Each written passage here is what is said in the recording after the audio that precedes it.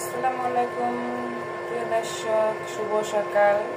সকালের বেলায় রান্না করতে চলে আসছি।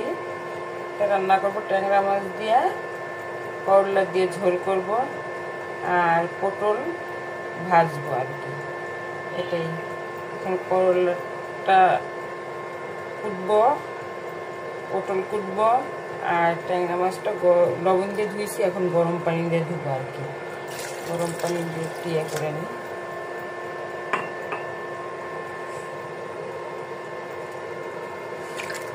গরম কি আসলে কি, এখন আমার একটা গরমের জন্য হাতটা একটু ইয়ে হয়ে গেছে। গরমের জন্য আমার একটা কথা মনে পড়ে গেল, সেটা হয়েছে গিয়া এই যে সামান্য একটু গরম হলো সহ্য করতে পারি না। আর দেখেন সেই মাইনাস স্কুল কলেজে সেই বাচ্চারা, শিশু বাচ্চারা, কচি কচি বাচ্চারা সব পুরে একদম কয়লা ছাই হয়ে গেছে। সেই বাচ্চাদের মনে কতটুকু কষ্ট লাগছে, তারা কতটুকু ঝটপট করছে বাঁচার জন্য।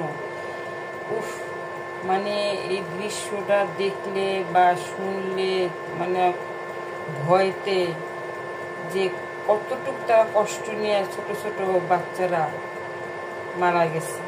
আর সামান্য একটু গরম পানি, এত গরম না তাই আমার হাতে গরম লাগবে। সেইটাই বলি যে এই যে মা বাবার ছোট ছোট বাচ্চা বুক থেকে চলে গেছে, তাদের জন্য মা বাবারা কত কষ্ট পাইতেছে, কত কষ্ট করতেছে। মানে কি বলবো, আমার কষ্টে বুকটা ফেটে যাচ্ছে।